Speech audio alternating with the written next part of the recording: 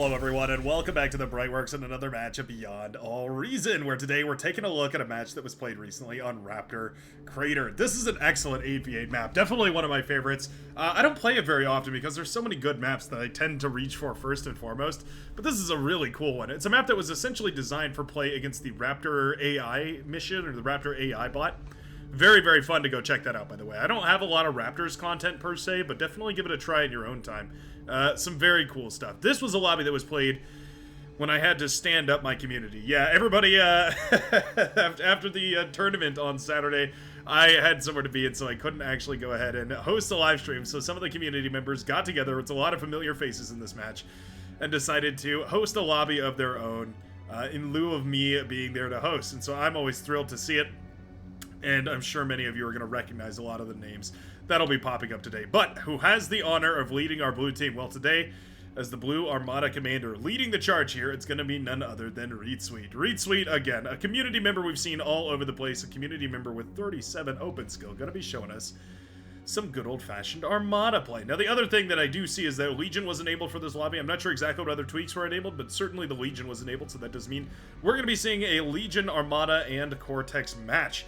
And I am super excited for it. I wish there were more matches like that for me to cast. I'm kind of the only one who hosts lobbies that really have Legion Core and ARM all enabled at the same time. I wish there was more for me to check out, but unfortunately, kind of feel like Thanos, right? Fine, I'll do it myself sort of moment, I guess, where I have to make all of them happen for my own, but I guess that is my burden to bear. Always happy to do it. Glad to see the community enjoys it as well, of course.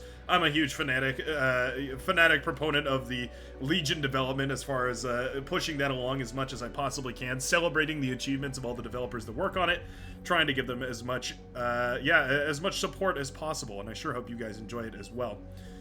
Anywho, that was a long-winded spiel, but essentially, it's time for us to meet our red team commander. Spawning on the northern side, spawning not in a water map. Well, it's not a water map. If it was, I'm sure he'd be spawning there. But today, our red team leader, also spawning as Armada, interestingly enough, it's gonna be Vanaja. Vanaja, the well-known drunken pirate of the Brightworks of the Brightworks community, gonna be showing us what he's got here on this northern side. Interestingly mirrored, well, mostly mirrored, kind of mirrored with the... Oh, okay. Mirrored with the blue commander, slightly. It's technically one spot to the side, but not the end of the world. Yeah, you know what? One bomber coming across the map right here manages to take out a slew of wind turbines as well as a metal extractor, so you know what? I think it got its value. Yeah, it's usually when we see bombing runs, we save them up for 3, 4, 5 bombers and try and get as much value out of a big clump of bombers as possible, but one bomber going in and killing a metal extractor here, a metal extractor there, not the end of the world. The one thing that it does mean, though, is that essentially everybody is going to be prepared for bombing runs now. Because you've already bombed a base, everyone's thinking, oh, well, maybe I should put some anti-air down. Most players worth their salt anyway are going to figure that out pretty quickly. Means that those follow-up bombing attacks are going to be quite difficult. Nice little engagement right here. Wow, some excellent micro coming out from Barf, showing us what he's got with those pawns in the early game here. We do have some goblins following it up. Beautiful little goblin Gundams marching forward right here. Those little bipedal monsters rolling across the rolling across the landscape rather, and eating up as much of those grunts as possible, machine gunning them down as quick as possible. I believe that's what their attack is called technically. Rapid fire air to ground machine guns. Interesting. Wonder why it's an air to ground machine gun. Maybe it's modeled off of maybe it's modeled off of the Banshee. Very similar 3-round burst sort of weapon right there. My headcanon for Legion is, of course, that they're a faction of humans that have managed to survive in pockets of the galaxy that were less ravaged by the war, finally reverse engineering some of the technology from Cortex and Armada factions, and eventually using it to make weapons of their own, but still, of course, obsessed with the DACA. Many DACA per second, kind of the namesake of of Legion units. We've got the bullets per second, bullets per minute. That was a fun game. I played that game a little while back. That was a good one. And it seems like what Legion's bread and butter is. Yeah, pushing forward with machine guns blaring and trying to blast down whatever they can, blast it to smithereens, trying to be efficient with those early game units. One of the other things about Legion is that their metal extractors, their base metal extractors, produce slightly less metal than other players' metal extractors. However, it does look like we have extra metal turned on, by the way. We're 1.9, but we're extracting 2.3, so it looks like we have... Gosh, is that 1.5 mechs on, or 2? Looks like 1.5. I'm not entirely sure. Anyways. It means that Legion has a slight disadvantage in the early game because they produce less metal. but also their units are very, very efficient. So you have these weird trade-offs, right? Where you have a really efficient units, but you also can only produce so many of them. It means that you have to take really efficient fights with them. Lobbers here, sort of the upgraded version of the Goblin, looking very similar to their younger cousins. Yeah, very, very, very similar. Take a look at a Goblin right here. You can see the little Gundam mech. It's got its little shield on its side, its little piloting cockpit, and of course the little machine guns over there. And if we take a look at the Lobbers, you can see it's very, very similar. They only store a couple extra batteries for the energy cells, and then of course their main cannons to fire away their light plasma shots. The Lobbers are a light plasma bot.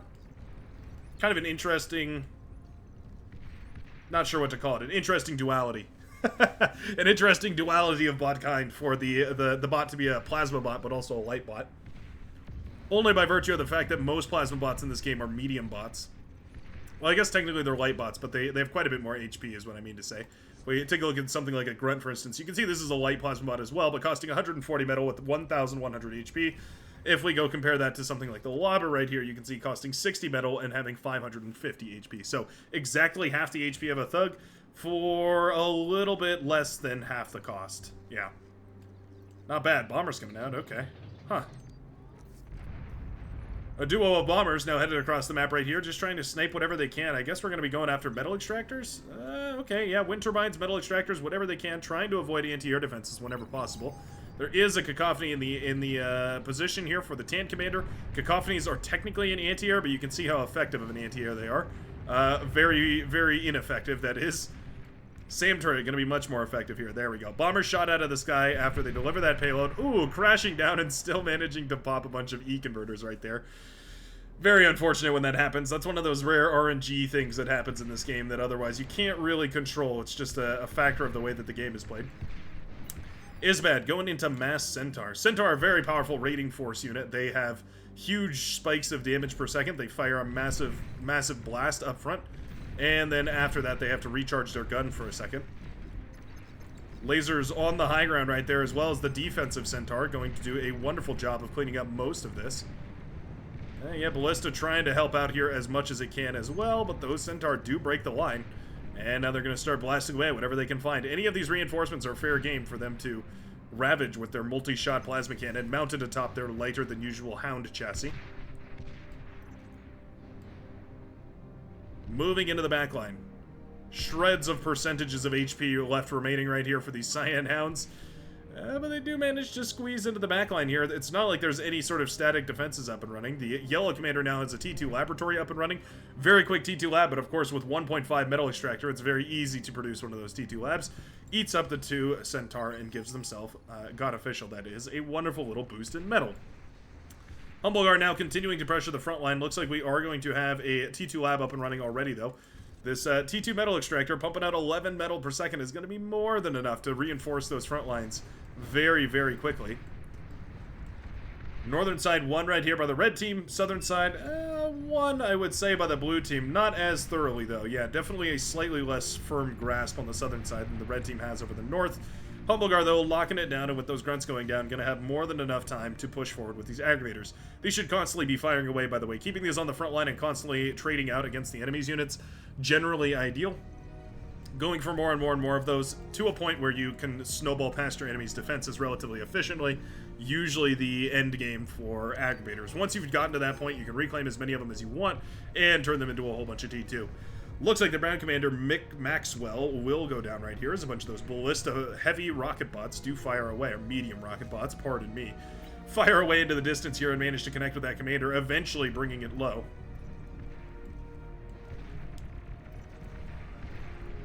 Having a hard time against the pawns, though. Yeah, perfect push right here from the Maroon Commander. Gonna be forced to back off ever so slightly from the heavy laser tower, the light laser, pardon me, light laser towers, light heat ray towers. It's not a laser and it's not a heavy tower. It's a light heat ray tower, LHT.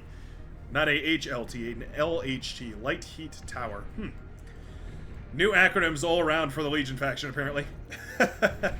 One of the drawbacks that I hadn't considered, but there we go. Gonna have to learn a bunch of new acronyms for calling things out. Until then, we'll call it by name specifically. They're an interesting deviation from the light laser tower because they do technically have a weird kind of mechanic where they scale their damage over distance. So Heat rays are much more susceptible to damage fall off than lasers even are. Lasers have damage fall off as well, but heat rays is more drastic. But it also means, of course, that as those units get closer and closer, then the heat ray is going to amp up its damage quite dramatically, and suddenly you're going to find yourself going up against a very sturdy army composition if you, if you let it be and suddenly end up way too close for comfort. Isbad looking for the angle to engage right here. Loads of Centurions out on the front line right here from Zombie. Love to see it, because in a match where you have more than the average amount of metal, going for those more expensive units makes a lot of sense, but my goodness. 31 Centaur headed out on the map. Isbad is looking eagerly for any kind of value that he can find. Meanwhile, the Recluses are now firing away into the front line. This is the first sign of T2 that I believe the red team has seen, and those T2, they hit hard. Those Recluses are no joke. Isbad forced off the front line here. Oh no! Sent the army units away on an aggression mission, but it was a perfect opportunity for Zombie to push forward and snipe the kill on the commander. T2 Strider headed out of a T2 lab right here in the backline for Isbad, going to be trying to find some value out of those T1 units rather than just reclaiming them, and I think there's an opportunity path. Loads of Centurion in the way. I want to check out this battle. I know there's T2 all over the place, but I want to see how the Centurion do. Centurion versus Centaur just feels like a match made in heaven. And you know what? They do decently. I think it's a matter of the Centaur having enough speed to jump on top of the Centurion. If the Centurion had more speed, I mean, obviously they shouldn't. They're meant as a heavy ground anti-swarm mechanic, right? They're similar to Pounders, actually, is what I want to compare them to. You kind of need them in position to do their job. Anywho. The Centurion do a wonderful job when they're in position, but otherwise they do tend to fail to shut those down. Yeah, one Centaur making it through right here. Definitely not the value that I think Isbad was hoping for with that massive investment in units. Sheldon's now rolling out of the battlefield here for God Official, looking to start trading out against these T1 units as effectively as possible. Sheldon, of course, the namesake of long-ranged poking artillery piece. They serve multiple functions, both as an assault unit that you can put on the front and rapidly redeploy if you get pushed back by, say, some of the slower assault forces, welders or sumo, that sort of thing. But they also serve as an artillery piece, right? They can fire away from long distance and shell down static defenses, especially T1 static defenses, but even T2 static defenses, without really too much trouble. Thug push right here on the northern side of the middle of the map for Barf means that the Green Commander will go down. Couple of stouts moving forward. Janus is also firing their multiple launch rocket launchers into that clump of thugs and brutes and pounders and everything else that the Cortex Commander in pink can bear to arms on the front here. Do I like this trade? Well, at the end of the day, reclaiming all that metal is going to be wonderful, but I think, well, it's going to be a lot to clean up. It's a very expensive army to clean up in the end here. Whole bunch of ticks running forward right here as well. Missile trucks vastly underpowered against the ticks nowadays. Used to be basically the end-all be-all tick counter, but nowadays they struggle quite a bit more after losing their tracking technology in favor of cramming another pound of explosives into the missiles. Personally, I think it's a worthwhile decision, right? More boom.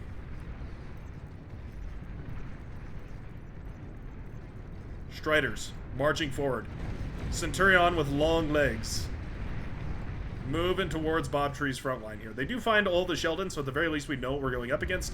Always very difficult to find the perfect counter for that sort of play, though. Napalm is always a decent option. That Napalm is tricky to maneuver around, and Sheldon aren't exactly the fastest unit. Once you take a little bit of Napalm damage, it can start to burn you down very quickly. Karkanos getting some value here as well. Remember what I said about heat ray cannons. The fact that they're in close combat right here means that they're going to be quite a bit more powerful than otherwise. Managing to blast down those medium tanks with Ruthless efficiently, but now the Sheldon marching out on the laboratory. Now I was warned. I will admit, I was warned that there was some Sheldon shenanigans. It's been no surprise. Yeah, it's been no secret of mine that I've despised playing against the Sheldon recently. Apparently that inspired a little bit of a play here from the Orange Commander, who's going into multiple T2 lab Sheldon spam for the win. And my goodness, if it isn't a lot of Sheldon. That is a whopping 28 Sheldon on the front line, or, well, 24 Sheldon on the front line. We still have more building up in the back line here as well. Resbot's taking apart all those T1 units, and the Sheldon Ball continuing to march forward. Well, you know what? If you're not the medium tank or any other tanky unit, when you have enough Sheldon to blast them down with just a single volley. Just like that, the Sheldon whittling down these T1 forces. Shuriken coming out now, okay. I like that response. I think Shuriken is definitely one option for getting value against Sheldon. We need slightly better micro, though. We have 50 Shuriken going after 2 Sheldon. There we go. If you split your shuriken up a little bit, they can actually do way more damage than you'd think. They can paralyze a lot of units and keep paralyzed a lot of units. On a fight command like this, they'll tend to clump around 1 or 2 units, and you can really start to struggle to find that value that shurikens are so infamous for having, even in the late game. Typically, best bet is to right-click and drag and spread them out in a big ball, and then fight command them back towards the center of that ball. Usually gets them to stun a large group around the outside, and then after that, they can start to push inside. Well, here we go. Another big ball of Sheldon. As if to smite me themselves, the Sheldon now making a grand appearance on the northern side, pushing through this static defense, even the Napalm having a really hard time against them. Yeah, these Belchers trying desperately to shut these Sheldon down, but they just don't have a decent angle to fire away at. Yeah, they need to be focusing more on the Sheldon ball, but there isn't the unit spam we need either for the vision, and those Sheldon have more than enough range to blast down the Belchers right here. Rocket Spiders trying to continue the push on the southern side, but those Fiends have blasted forward as well as Centurion from the early game. Okay.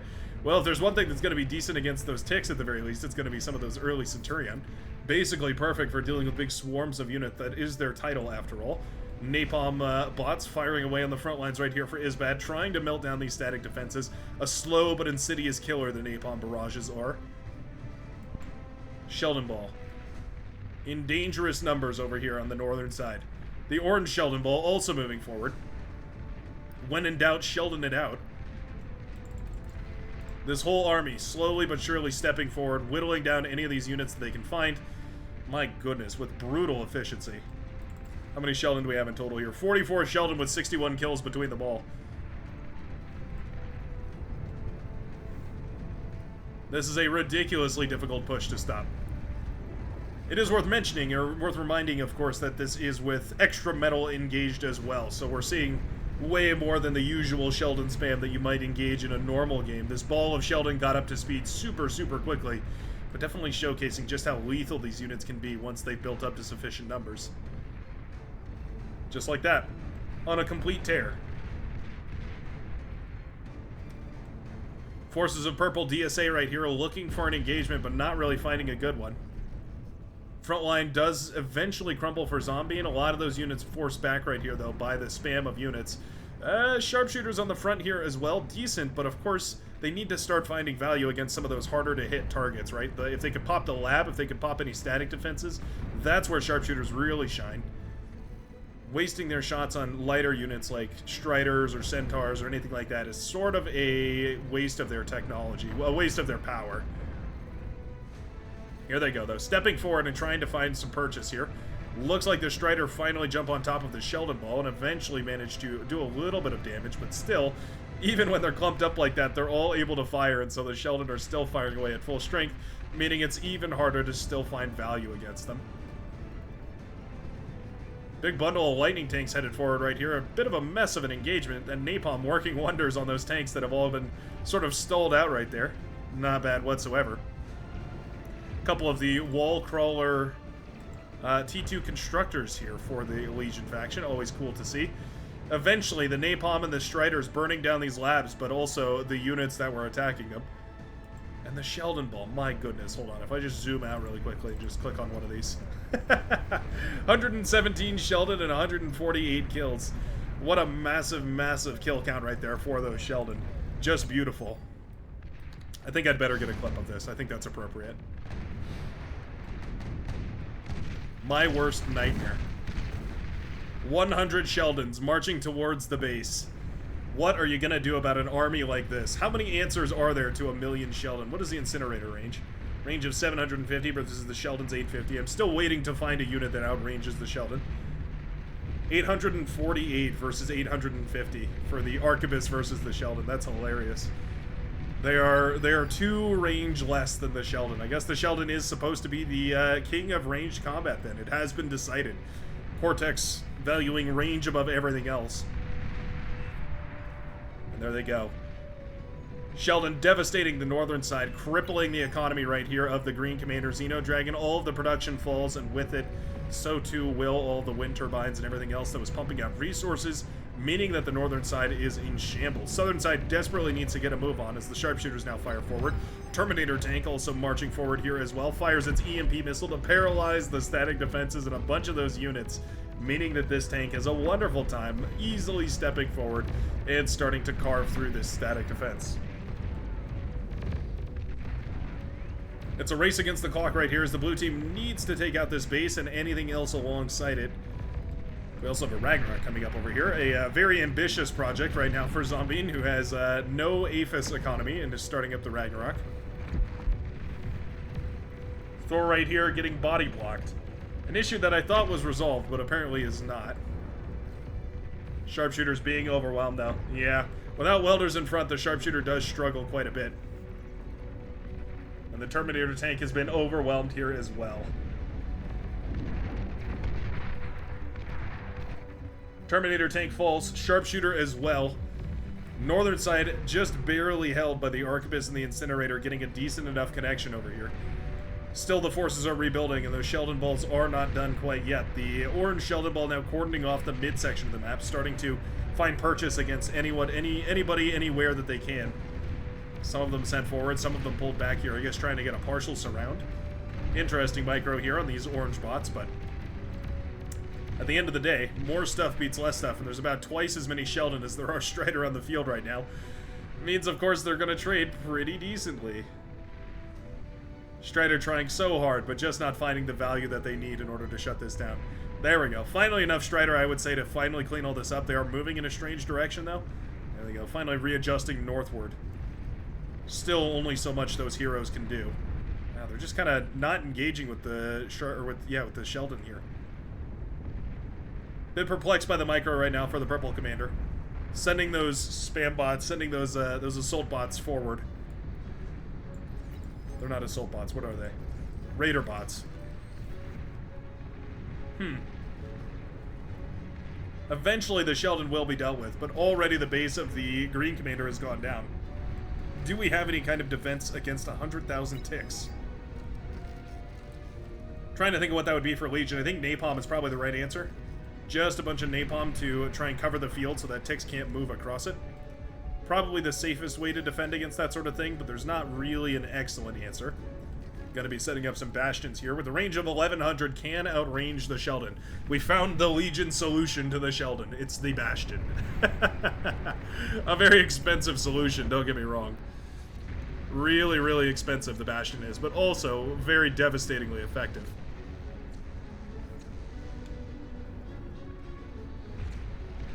Lightning tanks fairly immune to the effects of napalm just because of their speed. Always nice to see. Resurrected Thor here, now being sent back into battle. Going to start fighting its brethren.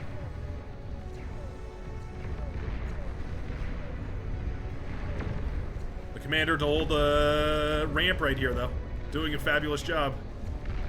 Yeah, with this Thor being shot at by a Pulsar, another Thor, and a Rattlesnake, it'll go down relatively easily. Massive counterattack on the northern side, though. Huge rallying of forces right now from the purple commander, finally sending those forces in against units they can perfectly counter. Those hounds get blasted to smithereens, and my goodness, if that isn't a beautiful wreckage field right there. Getting some resbots out and on top of that would be primary goals right now for the purple commander. Love Bulgarath here. Still trying to hide on this high ground. Using those incinerators to try and push back whatever they can. Having a really rough time of reaching out and hitting those Sheldon, though. When they pull it off, they do a wonderful job. I think Arquebus are the way to go. Resbots trying to patch up as much of this as possible. I think reclaiming this and turning it into 100 Arquebus is probably a better option, though. Arquebus, the only thing that seemed to have enough range to really counter the Sheldon. Obviously not going to counter the hundreds of grunts coming across the map, though. And my goodness, look at that. Those laboratories spitting out Sheldon left, right, and center. We're going for more T2 laboratories, oh my goodness. We've got a line of T2 laboratories queued up right here for the Orange Commander, just looking to spam out about 1 billion Sheldon and a half.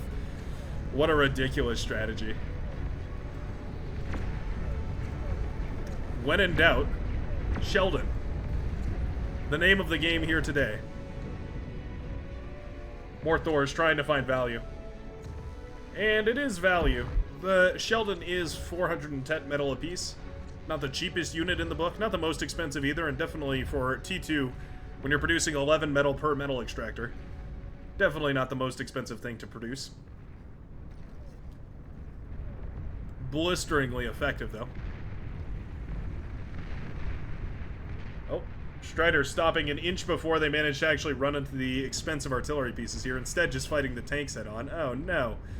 This fight could have gone so much smoother here. There they go. They finally find those siege pieces and start blasting away at the more expensive backline right there. Thors trying to find value through the midsection of the map. Medium mines going to be going up against Thors. How did Thors do against medium mines? I am curious.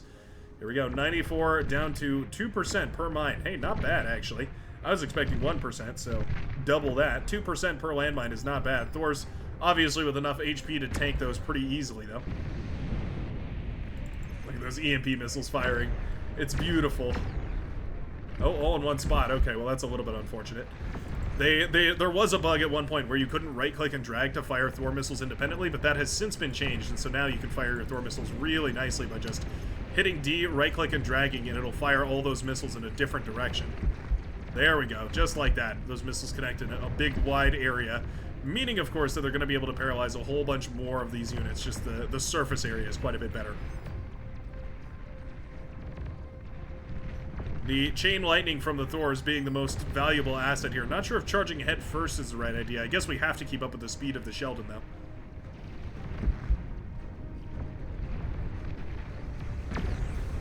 Wiping away 6 or so Sheldon every blast, but there's more than that coming out of the labs back here. Oh my goodness. Look at this lab. That is 8 laboratories pumping out Sheldons per second. That is brutal. We might be in contention right here for Juggernauts per second. We might be on Sheldons per second at this point. Oh, that's not what I meant to do. Pardon me. Sorry, camera controls here. One man setup, trying to operate the camera and commentate the match all at the same time. There we go. A beautiful look at the laboratories. The home of the Sheldon. That's hilarious. Maybe the most ridiculous spam I've ever seen. 1 million Sheldon. I don't know. Sharpshooter spam was pretty good too, though. This northern side in a rough way. We do have shotgunners here as a bit of a health core of this group, this composition. Meaning that we have a little bit of sustain.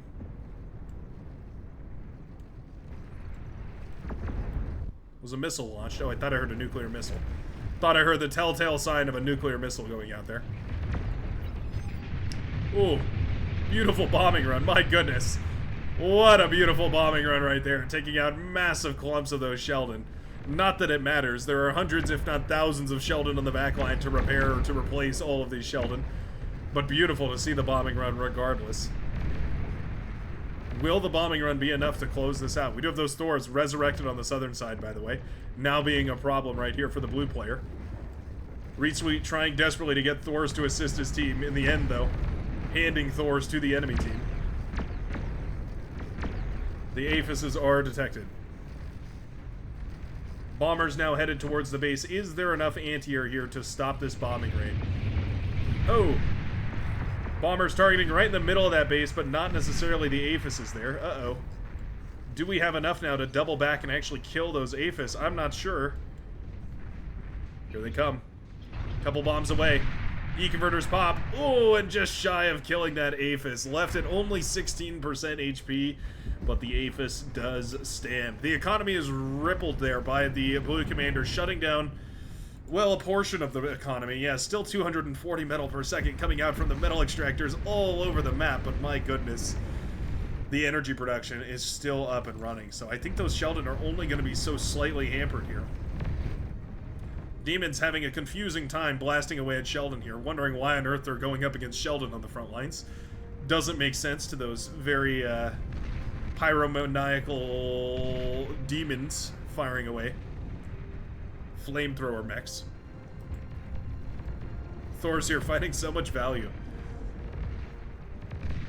Yeah, you know what? These Thors right here for the blue commander have not gotten their value yet. Resbot's moving forward. Resbot's a pretty good target for those Thors to fire into. Big clusters of units, obviously the ideal target for the Thors. Sheldon being forced back. The overwhelming spam of goblins right here. There's some EMP beams. Or EMP missiles, pardon me. Thor's retreating backwards at this point, trying to outrun their opponents.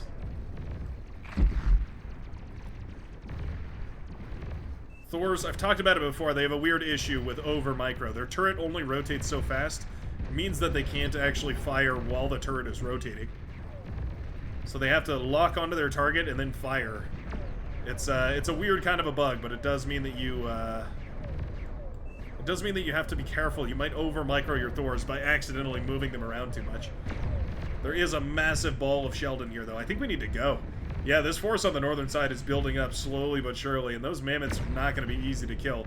We do have pulsars up and running here. That's a lot of sharpshooters, though. We are up to a whopping 30,000 metal worth of sharpshooters. 45 sharpshooters in total. Blistering numbers of sharpshooters here. But you know what? Not enough. Not enough sharpshooters to shut down all the Strider spam. My goodness. T2 Laboratories pumping out sharpshooters as quickly as they possibly can. Losing them there, though. That definitely hurts. Bombers coming in. Anti-air defenses are stacked up enough, though. Looks like those bombers will be shot out of the sky. Will any of them be able to kill anything valuable on their way down? Doesn't look like it. Nearly killed the build power right there, but not going to be able to kill anything else.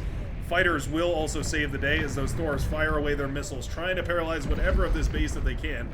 Shutting down the bulwark is always lovely, of course. Punishing those static defenses for being unable to move. Isn't going to be enough, though. Well, one Thor made it up the ramp. I would love to see the others firing away here as well. Build power finally goes down. EMP missiles are away. There we go. The advanced fusion reactor is paralyzed, meaning that the yellow commander has cut their energy production in half. Boom goes the base of God Official as the Thors push forward. My goodness. I really thought the Sheldons were going to do it. I really thought they could. Aphis went up in smoke, by the way. That's why the Sheldon production is stopped. Demons going on a tear here. That was a demon sneaking around the northern side over here. Managed to shut those down.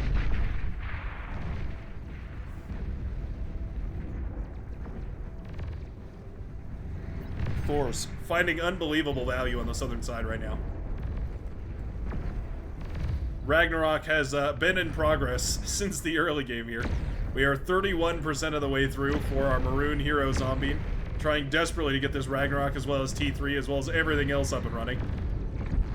One EMP missile to invalidate all those pulsars. That is a grand 7,000 metal worth of static defense reduced to ineffectiveness by a single Thor blasting one of its missiles out of its earlobes. Still though, we need to keep these paralyzed and keep the Thors moving.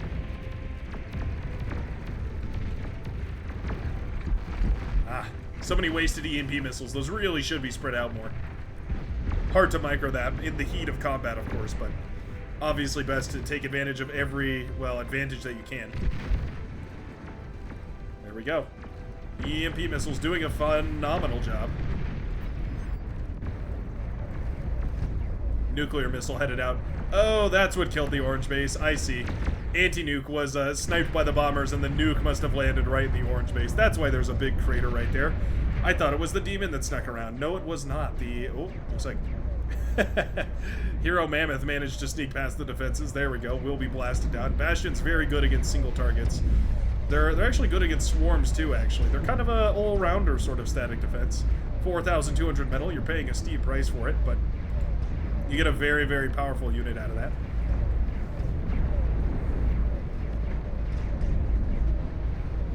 Sharpshooters dealt with here as well by those bastions. Of course, doing a lovely job of targeting down those sharpshooters before they can get within range. 1,100 is the range of the bastion, 900 is the range of the sharpshooter.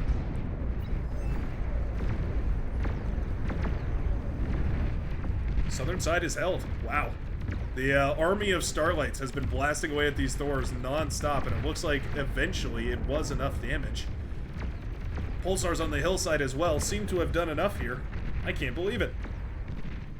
I thought certainly those Thors were going to be enough to break through. 1, 2, 3, 4, 5, 6, 7, 8 Thors met their end on the battlefield here. Proper EMP placement, I think those Thors might have been able to break it, but obviously there's a lot to do when you're worried about microing multiple different armies, all in different locations, all trying to break through. And there's a lot going on. Yeah, we've also got air forces coming up here. We've got the nuclear missile launcher firing away. Looks like it's going to be targeting, ooh, just the juiciest clump of Thors you ever did see. 188 Thors with 133 kills, nearly a kill apiece. Most of them are ticks, of course, but every so often they'll kill something a little bit more impressive as well. Nuclear missiles away. Oh, here it is, the money shot. Boom! Oh, beautiful! The Sheldon go flying in every which direction. Hundreds of Sheldons reduced down to just 51. Oh, okay, well, yeah, about 2/3 of the Sheldon then blasted away by that nuke, but my goodness, that was just wonderful. Watching the parts of the Sheldons fly off into the distance was hilarious. Beautifully done. At this point, the sharpshooters have killed the bastions. They've brought low the static defenses, and at this point, there's not even enough swarm units to take down the sharpshooters here. Do we have pinpointers? I sure hope we do. Sharpshooters become virtually unstoppable once you get enough of those pinpointers up and running, because, of course, with the pinpointers for assistance, they can fire into the fog of war with 100% accuracy, meaning that none of their shots are wasted. Hilarious that there are enough sharpshooters here to shut down the spam. Oof.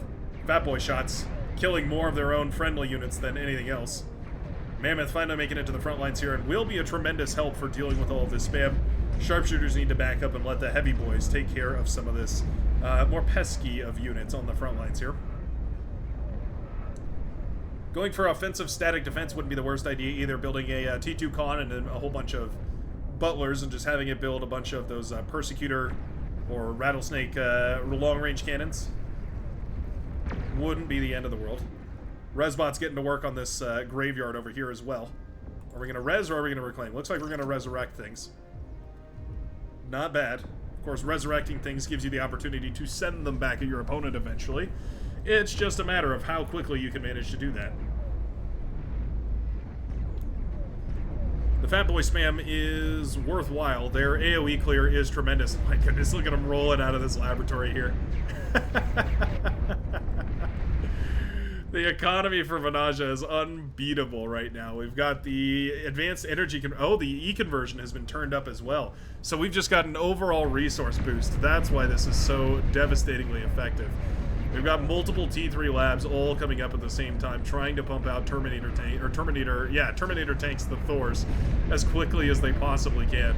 What a hilarious, nightmarish army marching towards you.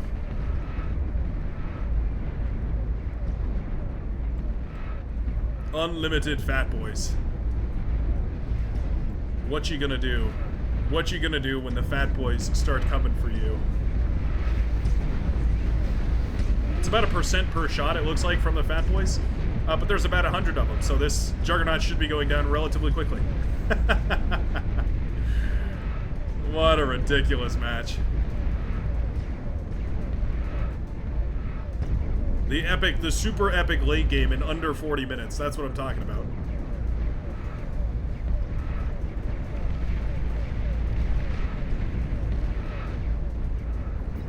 Juggernaut's here for the defense. Very nice, of course. Very, very good. Wouldn't mind seeing something a little bit sturdier, though. I guess those Thors are what we're really relying on. We do have 5 of them up to the front lines at this point. Doing, what is that, about 1% per blast, that Juggernaut? Maybe 2. 1.5, shall we call it. Boom goes the Juggernaut. Resbot's in the back line, seeing a juicy target for reclamation. Going to be more than happy to start investing in some of that, investing in eating up some of that metal right there. You can see the red team struggling to spend their metal. Parts of the blue team as well. Isbat definitely struggling to spend his. The resource battle becomes one of who can spend their resources on the front lines faster. The next wave of Thors has been built. Titan's going to be sent out to try and stop this. I think what we really need, though, are behemoths. Rolling out behemoths at this point wouldn't be the end of the world. Of course, getting those behemoths out into position is always tricky. They are bizarrely slow. But once they are in spot, they can be really difficult to get past. Vanguard going to be the name of the game here. Interesting. Nuclear missile queued up and launched away as well. Those red Thors doing phenomenally, though. And it looks like the red team has managed to do it, encroaching on the blue heroes from every angle. The overwhelming Sheldon spam transitioned into a complete red Thor spam. What a ridiculous game. You can see why we like to turn up the resources in these lobbies sometimes. What a match. Thanks a ton for watching. If you appreciated this rather speedy, epic late game, leave a like down below to show your appreciation. And I'm always, always super thrilled to hear from you guys. Let me know what you thought about it, and I will talk to you in the comments down below. Hope you have a fabulous rest of your day, and I hope you enjoyed it. I will see you in the very next cast of Beyond All Reason. Peace out, everybody.